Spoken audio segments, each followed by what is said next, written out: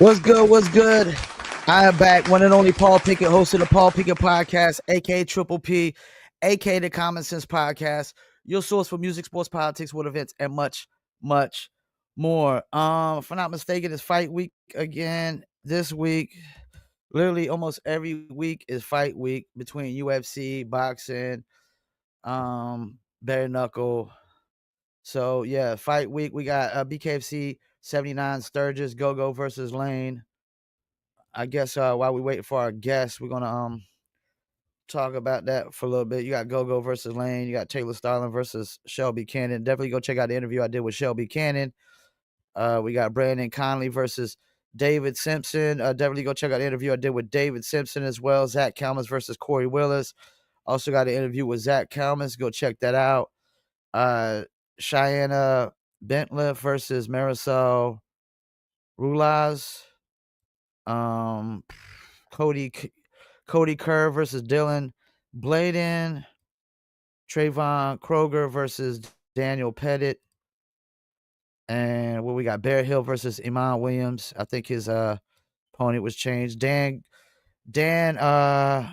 Godoy versus Ruben Arroyo. Elvin Brito versus Jeremiah Scott. And Timmy Mason versus Corey Roberts. That one was the last one added. So that would be in Sturgis August 2nd, which is literally next Saturday. That starts 8 p.m. Eastern Standard Time. I don't see the free fights as of yet, and they might not have none. Who knows? But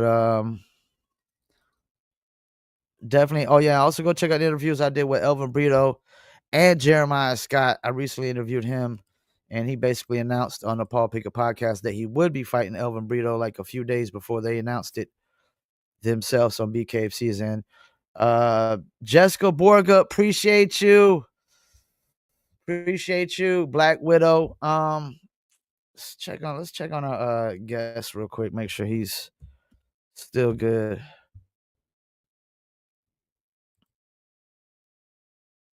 Um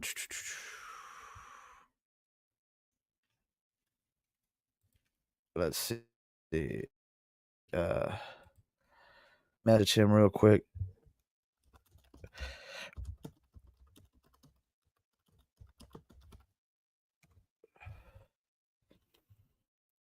I guess while I'm waiting for that, we'll go over the the week after next week. You got BKFC Fight Night Edmonton, which is August 9th, which is our guest tonight. Will be fighting on that card. You still got BKFC Budva, Montenegro. You got BKFC 80 Hollywood again at the Hard Rock Hotel Casino, BKFC Manchester, BKFC Jersey, and BKFC Rome. And also should be interviewing BKB fighters here soon. As soon as BKB gets back to me with some fighters to interview, supposed to be following up with a fighter and see if he's going to be available for interview. Don't forget that the audio version of all my podcasts goes to Spotify, Apple, Amazon, Deezer, TuneIn, Stitcher, Slacker, iHeartRadio, Player FM, and much, much more. Okay, I guess while we wait, we're gonna go over the results of BKFC Fight Night, Peg versus Peterson. It was some pretty good fights on here. One of the better cards, I would say. Some cards that can be disappointing. You had Elijah Harris versus Isaiah Carson. Of course, Elijah Harris knocked him out in 7 seconds. Yeah, Maurice Horn versus Cody Vital. And that was a really good one. That went 4 rounds. TKO. And of course, Cody Vital won that one. Pat Sullivan for Austin Peterson. He won with a TKO in the first round, 15 seconds. Up. I think I guess about to come on. Give him a second to get his camera on. Still says device not connected. And of course, you had Alessio Sicaro versus Eric Lozano.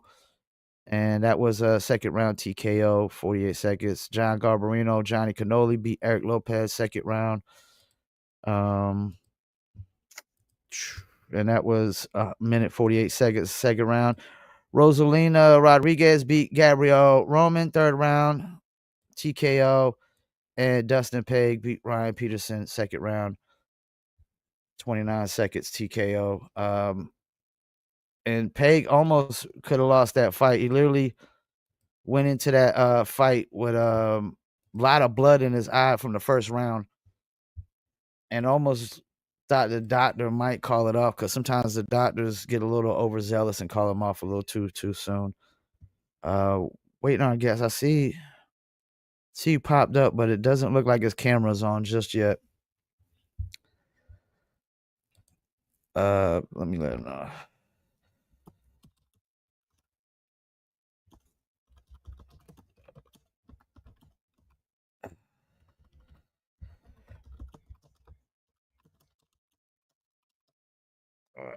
Let's see. Give him a second. Looks like he clicked off, and hopefully he'll come right back. Up there goes Thunder. Been a really, really hot. The doctor's never wrong. He doesn't stop it unless it needs to be. I get that, but sometimes they could let it go an extra round. Sometimes they do, get a little overzealous, in my opinion. And I'm not the only one that says that. When the crowd boos a lot of times when doctors stop it early. I've watched enough of these BKFC fights to see the fans get upset sometimes too when the doctors stop it a little too early, where they could have let it kind of go on a little further, at least one more round. Trying to unblock it. Okay. Let's see. Try to copy and paste into a browser.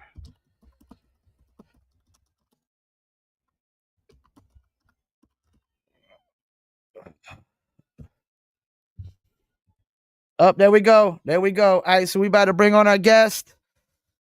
It's 2-1 in the BKFC. If I'm not mistaken, he's the tallest bare knuckle fighter in the BKFC at 6'7". We'll be fighting Bodan Kodak August 9th, 8 p.m. Eastern Time, River Creek Resort and Casino in Edmonton, Canada. Let's bring on the one and only Brady Big Bird Meister. Brady, what's good, man? How's it going, Paul? Just another day in paradise. You caught me in between workouts. I got about an hour's worth of bag work and then about another hour's worth of cardio on the bike. Are you tired? Oh, all day. That's why I'm here. I ended up taking 2 weeks off of work, flying down to Florida to the Smith Brothers Combat Sports Academy. They've trained 5 world champions, including Lorenzo Hunt, Mike Richmond, and Okay. Josh D-Day Dyer. Yeah, that seemed like a good spot to be, man. All those guys are some tough guys you just named. Absolutely. They're absolute killers and monsters. And if I can capture 10% of what they bring to the table, I've got no doubts of what I can do in the ring. All right, so before we get into your new fight, I just want to get to know you a little bit. So I heard an interview where you said you didn't play a lot of sports growing up. So what were you into as a kid? Well, I was a screen kid. I played a lot of Xbox, stayed inside for the majority of the time. When I was younger, living in Colorado, me and my brother used to go outside and dig forts in our backyard.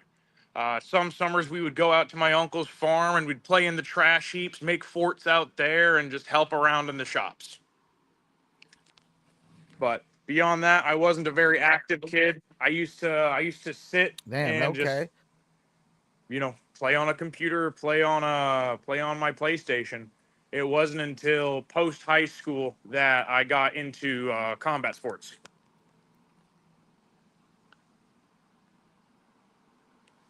Okay. So you get into amateur MMA, which it says began in 2021. You had a 3-3 record. And why'd you decide to start competing in MMA? Well, my first fight ever was actually amateur bare knuckle boxing.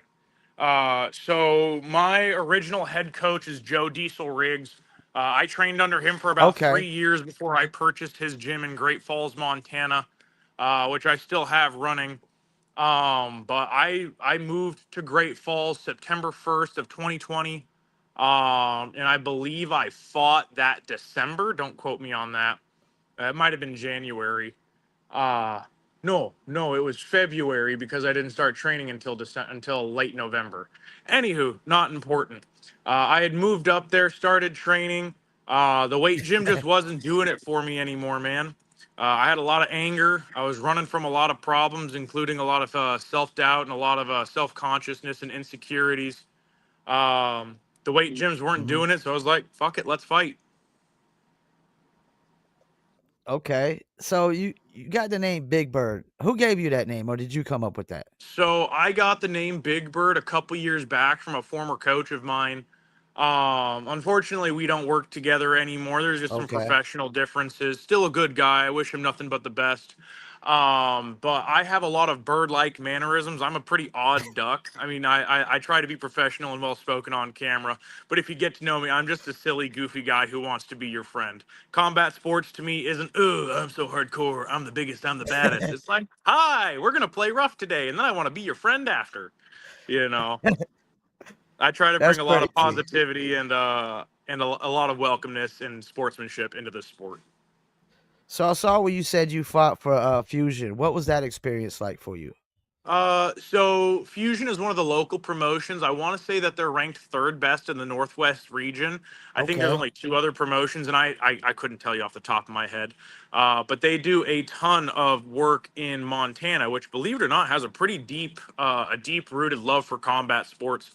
You actually got a lot of the BKFC guys out of there, Yeah. including Dallas Davidson or Dally the Dentist Davison. Eric Lights Out Lopez, like you had mentioned, is from Montana as well. King Kai Stewart is out of Yep. Great Falls. Same with Dallas. Leo Bushido Bercier is out of Great Falls, as Yep. well as Yep. several other BKFC fighters in Montana. So you said you did bare knuckle, then you got MMA, but then you make this journey into BKFC. How did you end up in the BKFC? Well, I was. Let's see. I think I had just come off of a hard loss against, oh, what's his name? He was a super good guy. Colton Ruzendeel. I went 3 rounds with him. I ended up giving him like 5 stitches in his skull. He laid on top of me. He couldn't submit me. Couldn't knock me out. But I couldn't get out from under him. I had put on a lot of weight during a bad bulk. Mhm. And I didn't have the cardio to get out from under him. And after that fight, I was kind of in my head. And Joe walks up. He's like, "You want to go pro?" And I was broke at the time, so I was like, absolutely, let's get that paycheck. And then I want to say it was 3 months later, I had my first fight in the BKFC against Connor McKenna. Super awesome guy as well. Yeah. I finished him in the second round. Let's see. He caught me with an overhand left that his knuckle got me in the eye, and there's also a dent in my nose right here from another overhand left because I was being lazy and didn't keep my right hand up.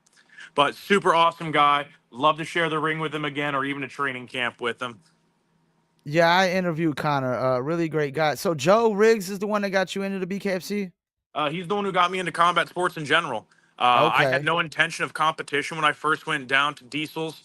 I just came down there because, like I said, I had a lot of anger, I had a lot of insecurity, and I wanted the booze and the drugs weren't working anymore. So I tried a different outlet, and now because of combat sports, I'm sober. Well, and my wife. I can't take all the credit. She's been a very big benefactor to the way I'm living. So when you told your wife and other people you were getting into bare knuckle, what was their initial reaction? So like I said, my first fight ever was amateur bare knuckle boxing, Yeah. which if you ask Chris Lytle, he's never heard of until I came along. Um, that was 3 years ago. I want to say BKFC 42 is when we had that interview. It was either 42 or 44. But when I told my family I was starting to fight, they're like, "Oh my God, Brady, our sweet baby boy," because they all knew me as the intellectual of the family. My brother was a little bit more rough and tumble openly, but when I told my friends, every last one of them was like, "It's about damn time." Uh, so everyone was really nervous until I knocked out my first opponent. He got up 4 times. I put him down 5. And to hear the crowd cheer my name for the same reason that I had been ostracized and shunned for a lot of my life changed my entire outlook and my entire perspective on life. And it was unlike any rush I'd ever experienced before. It took a little bit of time for some of my family and friends to hop a little bit more on board. Um, but I mean, my wife found me because of a cage fight. Oh Uh, shit. yep, yep. It was my pro MMA debut, which I want to say I won by rear naked choke in 23 seconds in the first round. And she had walked away to go grab a drink, and she was betting on all the handsomer fighters to win. And there I was. So we like to say that she picked me out of a cage. Well, But so you say you fought amateur, then you fought pro with BKFC. Was there a big difference to you? oh, absolutely. The amateur circuit was just a little burner called Victory Fights that Joe had put on. Mhm. He did that to get a lot of our guys some more experience in the local circuits, as well as help generate some income and revenue for our gym. I don't know if you know this, but combat sports gyms are not necessarily cash cows like everyone thinks they are. Okay. Yeah, I know. I respect fighters a lot because a lot of fighters I've interviewed say it's really tough to make a living as a fighter without the big money fights and the sponsorships. They still got to work a lot of regular jobs. And I mean, everybody ain't trying. I could see that because everybody ain't trying to be a fighter. Yep. So it's probably hard to make a lot of money off of a gym. Absolutely. Well, and like I said, most people don't start fighting because their life's going great. Uh, Okay. the some of the best fighters in the world have gone through the hardest times, the most financial insecurity, and Hmm. fighting is the way out for them. I know Yeah. it was for me. I've been very fortunate to have a lot of blessings and a lot of privileges in my life that have afforded me the opportunities to have the potential to make a living at this sport. But I mean, this is my fifth fight now, and don't get me wrong, the paycheck is nice. But at this moment in time, it's a supplementary paycheck. Hmm. It's just a nice little bonus to help, get us along, dig out of debt, or take the family on a nice vacation. But it's nowhere close to paying all the bills to where I could afford to do this full time. In addition to owning and operating Diesel's Counterpunch, I also have a roster of about 6 fighters. I'm a professional athlete. I work full time. I do dump runs on the side. I stay busy because I have to. But combat sports is going to allow me the opportunity to, only at a certain point, the gym's going to provide me the opportunity to be a stay at home dad so I can be involved in my kids' life and my wife's life a little bit more. So maybe one day I don't have to work as much as I have been. All right. So I'll be looking up some stuff on ChatGPT about people because they give you a whole thing. So ChatGPT says your fighting style is like you uses the height, long reach to keep opponents at a distance, fights mostly from range, and avoids clinch striking at awkward angles. Would you say that's mostly accurate? That is pretty accurate. Okay. I do enjoy a good clinch. I don't know a single Okay. bare knuckler who doesn't. I may be long and gangly, but I can also generate quite a decent amount of power from the inside. Mm-hmm. Now, granted, my bread and butter is my 1-2 from range. The Mm-hmm. vast majority of the knockouts in my career have been from a straight right. Um, but it's still fun getting right into the fire. Boom, boom, boom, boom. Like my last fight with Joe White, we had a Yeah. couple of really awesome scrambles from the inside. I believe there was one where he was standing southpaw through his three, and I threw a counter three on the inside. And because he came out super wide, I was able to get inside of his strike, land on his chin, and score a knockdown in round one. And that's what I want to ask you about that fight next. And congratulations on the win. I'm gonna be honest. I don't know. Joe White was favored, but I probably had him favored. I was really like shocked at the win, and it was a really impressive win to me. So you got the first knockdown, and he got two straight knockdowns on you. What was going through your mind after two straight knockdowns? Um, I'll be honest with you. After I got knocked down each time, I was like, "That hurt. All right, White, let's Yeah, go." yeah. And I took a moment, took a deep breath, stood back up, and I think I got a little angrier every time. Not to the point where I was losing my temper, but it was just like, "All right, let's run it then." Yeah, you got a It little was bit more more so intense. I could tell that correct. after the second knockdown, you was like, "Yo, let's go, let's go." Yep, yep. That second knockdown hurt, man. He Okay. caught me. I don't remember if it was the first or the second knockdown, but he caught me on the side of my right nose, and I heard it, or excuse me, my left side of my nose. I heard it crack, which I want to say is the fourth break in my combat sports career. But I was on the ground. Yes, it was the super dramatic one where I just went, oh. Uh, fell on the ground, went huh, to clear my nose, spattered the mat with some blood, stood back up, was like, all right, let's run it. That fucking hurt. So, But it was a really good fight.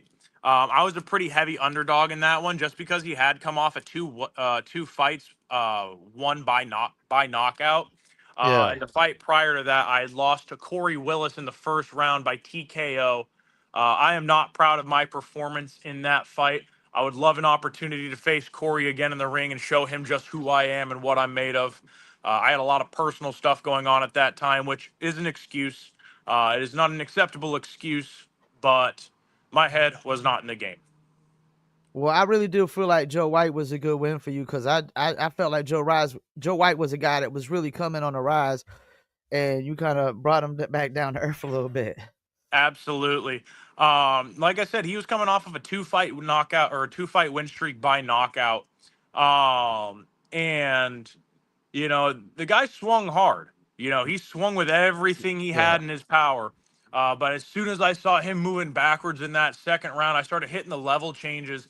And if you rewatch the fight, you'll see his hands gradually start to drop with every single level change. Because prior to that, I had been working my jab and cross onto the inside of his body, Hmm. specifically for that reason, to lower his hands to create an opportunity for me to land. I don't know how many stitches I gave him. I would like to know at some point. But I know I gave him stitches on the outside of his eye. And I want to say I broke his orbital with that last right. It almost re-broke my hand. Um, but Well, he was he hit me definitely hard a fucked few up. You could tell times. he was hurt. Yes. Yeah, you could tell he was Uh, hurt. Absolutely. When I turn my fists over, boom, I point with these two big knuckles all the way down, and it Yeah. got my third knuckle on my ring finger got stopped on his eyebrow. So we had two large knuckles penetrating into his eye or into his orbital cavity, which caused that immense swelling on his eye. I want to say he wore an eye patch for about 2 months after the fact because of the damage I had done. You had him looking like Snake Splitskin. Like who? Snake Splitskin off Escape from New York and Escape from L.A. Kurt Russell. Oh, oh, I've never seen it. I'm not a super big movie or television guy. Okay. So let's get into your next opponent, Bodan Kotak. Besides him being Polish, what do you know about this guy? I thought he was Ukrainian, but I think he's Polish.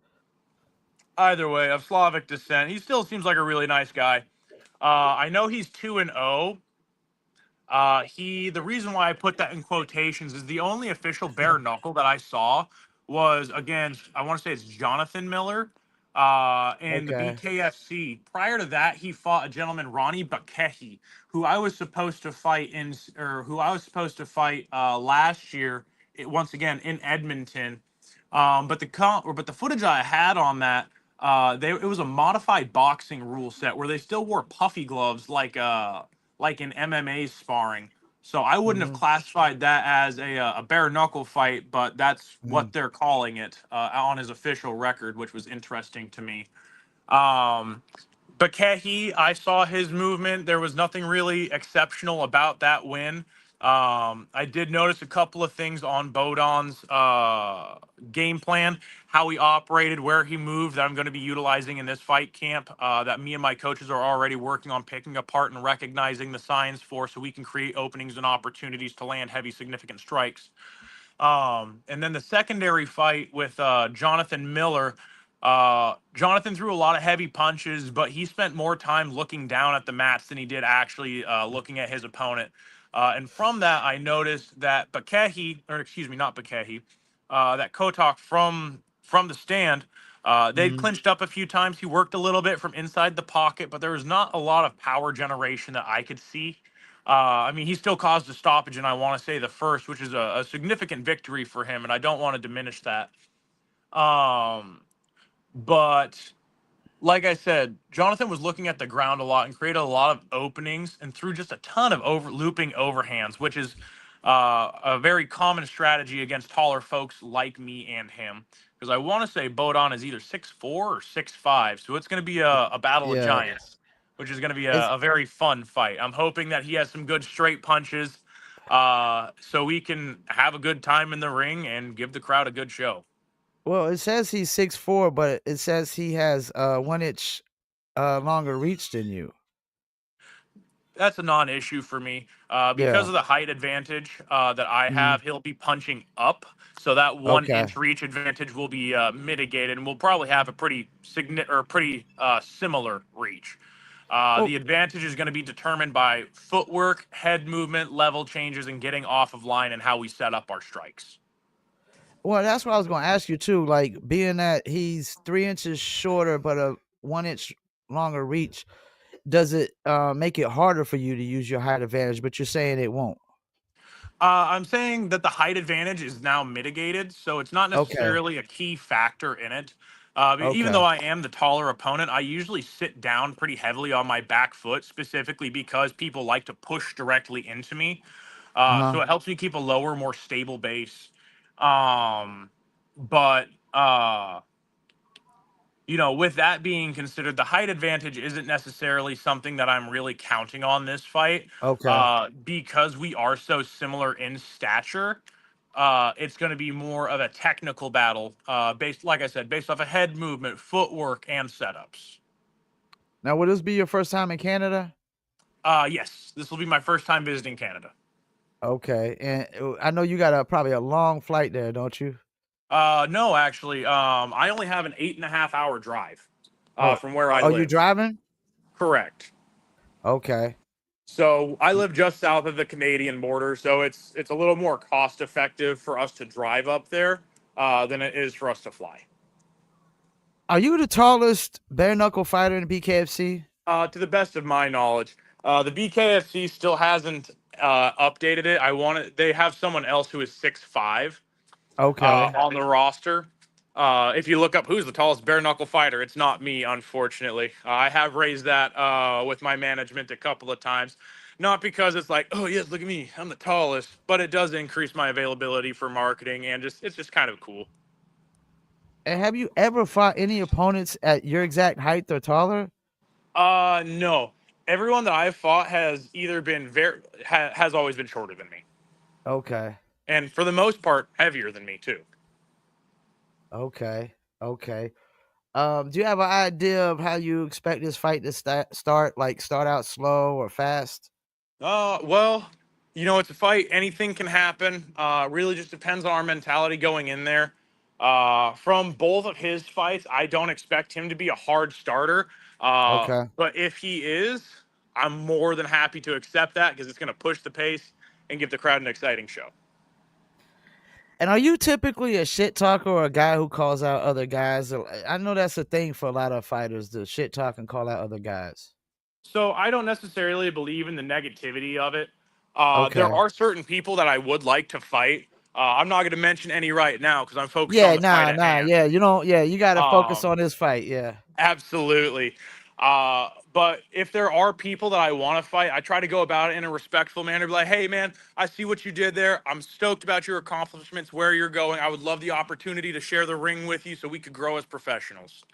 I try to take a more positive and business-like approach to calling people out. Yeah, because I noticed a lot of people was calling out some of the fighters on the last card. You had a lot of 2-0 guys calling out champions, Yeah. and it's like, man, y'all should get a few more fights under your belt You first. got to build that resume before you start talking to the big dogs, man. And I make I take no liberties when it comes to advertising myself. I'm a low level professional.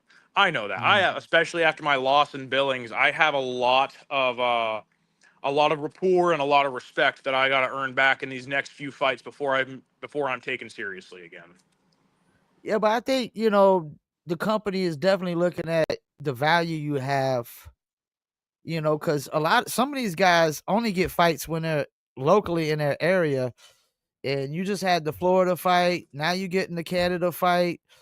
you win this one. There's no telling what's next for you. And I ain't seen none of your fights where people be like, that's a terrible fight or a bad fight. It seemed like all your fights are really good fights. And even if you lose in this sport, you can still win if the fight is a really good fight and you put on a good performance. Oh, absolutely. And the BKFC is really good about not being. Oh, what is the way I want to say this? They're very people minded. If Okay. you come in, you're respectful to their staff, you put on a good show, win, lose, or draw, they're more than happy to have you back. You know, they care about their fighters, they care about their people, and it reflects in how they book, and with how often their fighters get fights. Yeah, because I mean, even when people criticize BKFC and stuff, which everybody gets criticized that has haters, every fighter I interview almost talks about BKFC as a family organization or family environment. Do you feel that? Absolutely.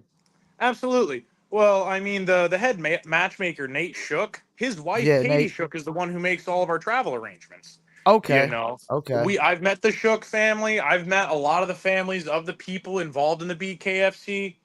I meet a lot of the fighters' families. I mean, I'm a family man myself. Yeah. I take my wife now that we're together. I take my wife with me pretty much anywhere I go, especially when it comes to the combat sports. Does she like it? Oh, she loves it. Scares the absolute bejesus out of her when I'm getting ready to fight. But I mean, it's someone you care about going to potentially get really hurt. I mean, I'd be scared too. Yeah. Well, I appreciate you taking the time out of your busy schedule, man. Your fight is like it's right around the corner. We got fight week this week and fight week next week.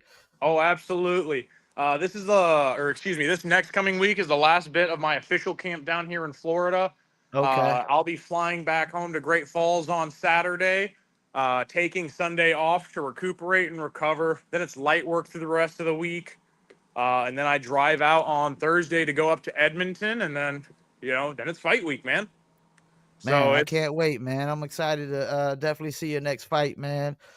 Um, wishing you the best of luck, man. I mean, another win to have you at 3-1. You're gonna be looking good, man. Absolutely. That's what my coaches and my corners keep telling me. They're like, "Yeah, you're 2-0 right now. You had a couple of good fights, a hard loss, but once you become 3-0, you're gonna have a lot more eyes on you." They're also trying to help me push my social medias and my media presence, so I can Mm. start gaining more traction and being a bigger ticket seller, so I can get better venues, better opponents, better pay, and just better fights. Well, I'll make sure when I get off of here, I always like to start clipping up clips first thing and just start, throwing the clips out there on Facebook and YouTube and everything. Audio versions gonna go to Spotify, Apple, all the streaming platforms. And Heck you a yeah. friend of the show now, so if you want to come back on anytime, please do, man. Awesome. Well, I really appreciate your time. You taking time out to come and talk to me, Mr. Paul. Yep. And before you go, any shout outs you want to do, like sponsors, anything? Absolutely. First and foremost, I'd like to shout out my wife. She's 20 weeks pregnant, letting me come all the way out here to Florida, Okay, holding down the family and the kids back home. I'd like to thank Gear Grabbers Garage, Great Falls Precision Home Services, Precision Tile and Flooring, the Halftime Sports Bar and Grill, all of which based out of Great Falls. Diesel's Counterpunch, my gym, Smith Brothers Combat Sports, Storm Athlete Management, BKFC, and anybody and everybody who's been involved in this camp and my fight career and in my journey in martial arts, I'd like to give a special thank you to. once again, man, shout out to you. Thank you for taking out the time, man. You're more than welcome to come back anytime, man. And I can't wait to see you fight. Awesome. I appreciate your time today, Mr. Paul. I hope you have a great rest of your day, and I look forward to being back on your show. All right, thank you, man. Enjoy the rest of your day too. You as well, sir. All right, peace. Bye. Well, there you got it, Brady, Big Bird, Meister. Little lag at first, but connection kind of came in a lot better. So he will be fighting not this week, but next week. He will be in Edmonton, Canada, BKFC Fight Night, Edmonton. Of course, we just interviewed good friend of the show, James Dazzle, as well. So let me go over this fight card at BKFC Fight Night Edmonton. Of course, you got Drew Stu versus Will Santiago. Drew Stu was looking to go to 3-0. Chad Lucanis versus Tim Tamaki, who actually James Dazzle fought twice in BKFC for, I forgot who it was. It's a Canadian bare knuckle fight promotion. You got Hassan Al Ghanim versus Zach Panel. Al Ghanim is looking to go to 4-0. Then, of course, you got Bodan Kotak versus Brady Meister. Brady's looking to go to 3-1. Kotak is 1-0, looking to try to go to 2-0. That's two big boys right there, 6'4", 6'7". That's going to be interesting. You got Nick Felber versus James Dazzle. Both are making their debut for BKFC, looking to get their first win. You got Alexandra Delgado Lopez versus Emma Murray. Alexandra Delgado Lopez is 1-0, looking to get 2-0, and Emma Murray trying to get her first win. Kamani Crawford versus Matthew. I'm gonna butcher this name. Soko Lotiuk. I can't even pronounce that right. Socholotiuk. He's 2-1, and Kamani Crawford's 1-0. So that should be an interesting one. Adam DeFrides versus Skylar Mahler. Skylar Mahler is 1-0, looking to go to 2-0, and Adam's trying to get his first win in BKSC. You got Justin Kennedy versus Caden Scott. Caden Scott's 1-0, looking to go to 2-0. Justin Kennedy is making his debut. And you got Caden Guru versus Joseph Career. Joseph Career got 6 bare knuckle fights on his belt, 3-3, looking to go to 4-3, and 1-0 for Caden Guru. And I don't know if there's any free fights already yet on this. They don't have none announced. But definitely make sure y'all tune in. Appreciate y'all tuning into this interview with Brady Meister. He will be, like I said, BKSC Fight Night Edmonton. You can watch that on the BKSC app, Fubo Sports, and I usually watch it on Amazon Prime, so you can watch it on there as well. But make sure y'all tune in to that. Also like, comment, subscribe, all that good stuff. Appreciate everybody that tune in on Instagram. Let's see some of the people that came in. Dream Killer, Edgar Plaziolo, appreciate you. He tuned in. My man, Mr. Jones. Savage Combat Sports Media. Ron, what's good with you? Appreciate you tuning in. And a few others. Crystal Van Wick, appreciate you tuning in as well. And everybody else that tune in. Oh my God, David Simpson. Definitely check him out. He will be fighting at Sturgis this Saturday. And go check out the interview with that as well. I appreciate y'all, man. I'm always live on YouTube, Facebook, and Instagram when I go live. Bare knuckle fight interviews are not no set time. I try to work around the fighter schedule as much as possible because I know most of the time they're in training camps and they got a lot going on. And don't forget to follow Live for Vietnam as well, which is available on YouTube, Instagram, and Facebook. We go live on Thursdays and Fridays, 7 p.m. Eastern Standard Times. And Saturdays is usually 4 to 5 p.m. Eastern Standard Time with live music reviews. We're about to wrap it up. Appreciate y'all tuning in. Paul Pickett Podcast, aka Triple P, aka the Common Sense Podcast. And we got another bare knuckle fight interview in the books. About to get off here, clip up some clips, upload it to Rumble, Millions.co, and Spotify, Apple, Amazon, Deezer, TuneIn, Stitcher, Slacker, iHeartRadio, Player FM, and much, much more. Peace. And I'm out.